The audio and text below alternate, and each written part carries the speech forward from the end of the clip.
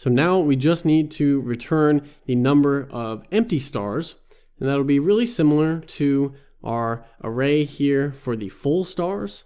So we'll just return an array of size diff. So this will be the difference that we have. So again, if we pass in 3.5, then this will be rounded up to 4. 5 minus 4 will be a difference of 1, so we need 1 empty star.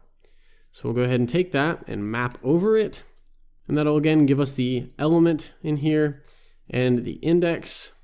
We can go ahead and then return and open this up, and we'll return an image with a source of empty star, an alt of empty star, and a key of the index. We can go ahead and close that off. All right, but actually instead of just the index for this key, since this will also have a 0, 1, and 2, 3 keys, let's go ahead and make this a backticks. We'll inject the index, but then we can do dash empty. And that'll just make sure that all of our keys here will be unique. So this should now be all we need to pass in a number and get back the images with the correct number of stars. So if we pass in, say, 2 for our rating, then 5 minus 2 rounded up is still just 2. So 5 minus 2 would be 3. So we'd need 2 full stars and 3 empty stars. And so the empty, or the half star operation rather, would be equal to 0. It would be equal. And so that'll end up just returning nothing. And then we'll get here, we'll get an array of length 2 that we passed in, and then we'll get 2 full stars, and then our difference would be 3, so we'd get 3 empty stars. All right, so let's go ahead and try it out. Let's go ahead and save this. And now in featuredproducts.js, let's go up to the top. Let's go ahead and import our rating from /rating. Remember, this is going to expect the props with a number prop. So then we'll go ahead and underneath our typography for the name, let's go ahead and call our rating component with the number prop equal to 4. We'll just pass in the number 4 for all of these. And again, we'll get the actual rating once we set up the review system. So if we go ahead and save this, flip back on over, it looks like I have a typo in rating for the Material UI styles. Go ahead and save that. And it looks like it's not appearing yet. I actually made a mistake here. Instead of just passing in the array keyword like this, we need to actually go ahead and wrap this in an array and then spread out the length that it creates to actually get the number of elements in an array that we can map over. So that was my fault. Make sure we just wrap that in an array and spread it out. Now if we go ahead and save and flip on back, you see that we actually get the number of stars that we had put in. We got 4.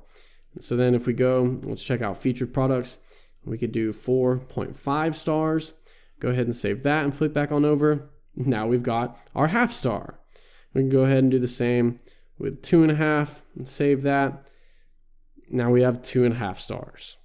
So that's pretty sweet. That allows us to really easily just put in a number of the stars for the ratings that we have and get back the correct number of stars displayed. Let's go ahead and finish this up by quickly adding the price and then the details button at the bottom. So we'll go ahead and let's scroll up here and let's import a couple more components. We'll import the button component from @material-ui/core/button. We'll import the chip from @material-ui/core/chip. And then under our images, let's import the explore icon from images/explore. So now we can come down inside of here under our rating. Let's go ahead and add a chip. And this is going to give us a little rounded rectangle. You'll see it in a minute. You'll probably recognize it from other places on the web, but we call this a chip. We can give it the label prop and then pass in whatever we want to appear inside of it. So in this case, we want the price. So let's actually use a backtick so that we can have the $sign and then another $sign to inject the actual price. So this way we'll have the number of dollars, and this will be from the node.variance, and we'll pull from the first variant and then .price. All right, and we can go ahead and make that a self-closing tag. Let's go ahead and save that, flip on over, and there we've got the chip. Although it's not exactly where we want it, because I forgot we actually need to make sure that these are all in their own grid items. So underneath the grid item for typography, grid item, and then put in the rating, and then cut the chip out, and a grid item for the chip. We can go ahead and save that, and now we should see them stacked correctly. We'll fix up the styles in just a second. Let's go ahead and add here underneath it a grid item, and this will be wrapping a button. We'll open that up, and this will have our text for the details button, a typography variant of H5 for this. We'll go ahead and open that up, and we'll say details, and then next to that typography we'll have the image with a source of explore and an alt of go to product details. Close that off. So let's go ahead and save that, flip back on over, and now we've got a details button. So let's fix up the styling here.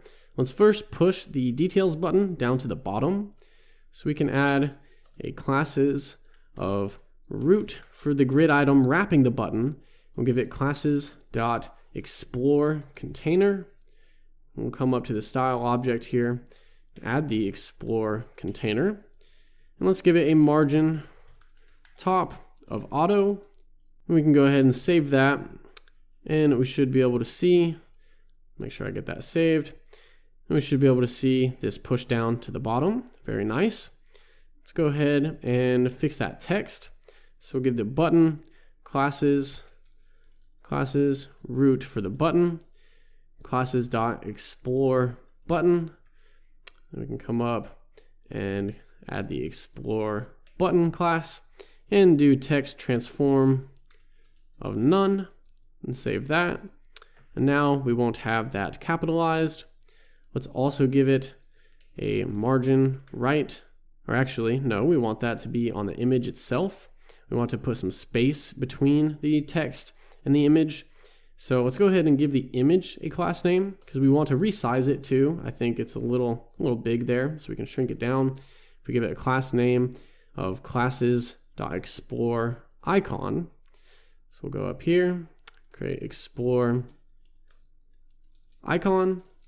Let's try a height of 1 rem, a width of 1 rem, and we'll give it a margin left of, let's do 1 rem as well. We'll go ahead and save that.